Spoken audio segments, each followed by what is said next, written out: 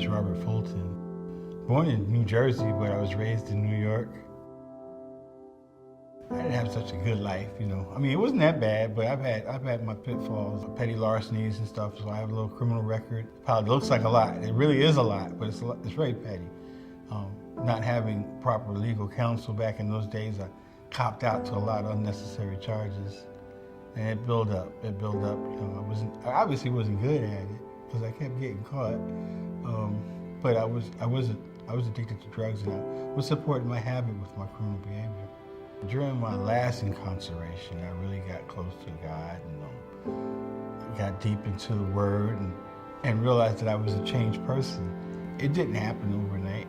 So, you know, I learned about chemical dependency. You know, I had to also learn that, you know, where my help came from. I had to learn why I became this new person, and needed to find a new area to live at because people will hold your record on you pretty good. 2011, I said, well, let me go to DC. There's going to be work. I could drive a dump truck or a bus or something, and that's what I did. They accepted me here and hired me at Central Union Mission as a commercial driver here. But I wanted more. I wanted to be paid closer to scale. So I stepped up and applied for a company outside from the mission and succeeded in getting hired. And actually was doing pretty good. They saw me for who I was and escalated my safety training, and I started driving for revenue, and it fell through. Robert is one of my favorite clients. He showed up, I think we met at the end of 2014, right when I started at Christian Legal Aid. Tim, when I first met Tim, I said, well, this guy is a real nerd. We were having this event in July of 2015. We had 2 senators coming to speak about over-incarceration and the problems that come out of being previously incarcerated. So I invited Robert to that talk, and he came, and the next morning, I'll never forget this, the next morning I get a phone call from him. And Robert says, Tim, you're not going to believe this, but I just found out that I was fired because of my criminal record. Well, I already knew that lying on the application would be grounds for dismissal, so I said, well, I might as well be forthright with it. So not only in the interview, but also on the application, I disclosed my criminal past and was still hired. So I'm like, oh, well, cool. I came back to work one day and they said I had to turn in my vest and had to leave the grounds. And I was like, well, what happened? What happened? And I was told that an admin building for the bus company decided to not go through with my employment. They had terminated me. When you relayed this story to me, I thought, they can't do that. The DC law actually says that once you've provided someone an offer of employment, you can only then terminate them because of a previous criminal record if it relates to the job that you're doing. And he wasn't going to be dealing with money. It would have been bus fares, and he would never have touched the money. And so I felt like it was an inappropriate termination. I knew that something wasn't right, so that's when I called Tim, and Tim said, hey, that's illegal. What do you want to do? And I said, well, I really want them to reconsider and give me my job back. I immediately reached out to the company and I said, you can't do this. And also, it doesn't make any sense. You know, this is not a guy that you need to be concerned about. And we really urged them to give Robert his job back. And they refused. The Office of Human Rights has mandatory mediation. And so it took a long time, but we finally got the case to a mediation. They basically started out with, like, you know, here's $1,000 or some really small amount. I hope you go away. You know, you don't have a chance of winning this case. Going through that was really rough. I mean, she actually did her best. I'm talking about the opposing lawyer. Tried her best to try to degrade me, to remind me, you know, you're this, you're that, you're no good, you're plotting, you're scheming. I was like, oh wow.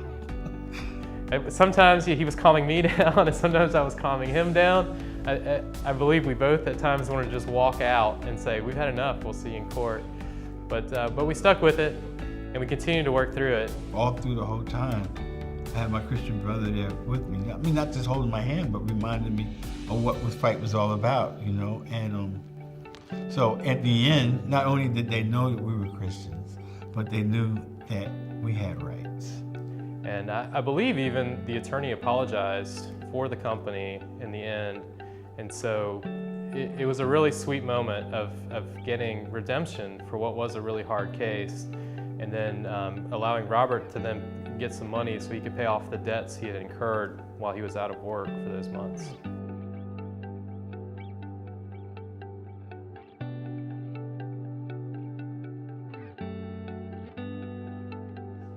The best thing that happened through this whole ordeal was the relationship that I got with Jim, you know. And he let me know that he was a Christian first and a lawyer second. And I kind of like that. I have to say, I probably see Robert too much. He comes to my office all the time. But no, Robert, he's literally one of my favorite clients. He's gotten to be a good friend of mine. He's had myself and Rob, our legal director, over for dinner multiple times. If you look at his track record on paper, if you dwell on that like the attorney did in the case, you'd have no clue what God has done in his life. He's a ton of fun to be around. So yeah, we have a really good relationship. I'd say if he wasn't a lawyer, he'd still be my friend.